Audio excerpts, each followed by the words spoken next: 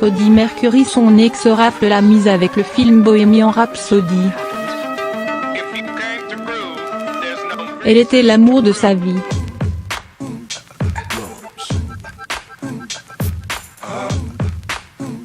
Au New York Post, Freddie Mercury confiera d'ailleurs à son propos « Tous mes amants m'ont demandé pourquoi ils ne pouvaient pas remplacer Marie, mais c'est tout simplement impossible.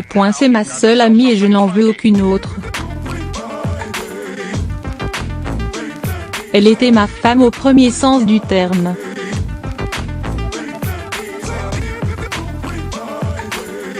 C'était un vrai mariage pour moi.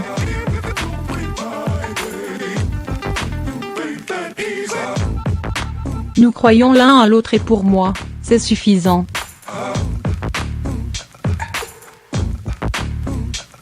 Je ne pourrais pas tomber amoureux d'un homme comme je suis tombé amoureux de Marie. »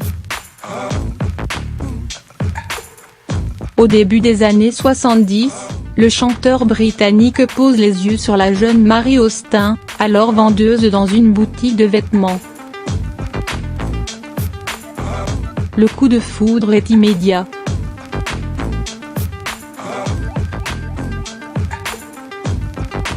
Malgré la carrière florissante de l'artiste, le couple construit une relation solide et célèbre même ses fiançailles.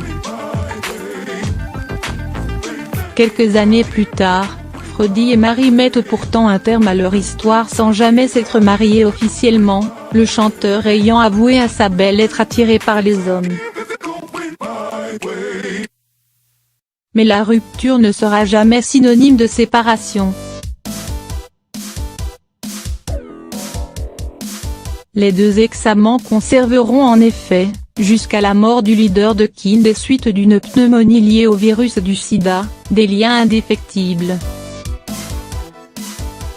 C'est d'ailleurs à Marie que Freddie Mercury léguera la moitié de sa fortune, ainsi qu'un pourcentage considérable sur ses royalties. Une décision qui, plus de 2 décennies après le décès de la bête de scène, est en passe de rapporter très gros à la Britannique aujourd'hui âgée de 67 ans. Alors que le long métrage Bohemian Rhapsody, qui retrace une partie de la vie du chanteur, fait actuellement un carton au box-office, avec plus de 600 millions de livres de recettes, les royalties versées à Mary Austin devraient s'élever à pas moins de 40 millions de livres. Une somme astronomique qui n'apaisera pourtant jamais sa douleur, elle qui déclarait lors d'un rare entretien « J'ai perdu ma famille, vraiment, lorsque Freddie est mort.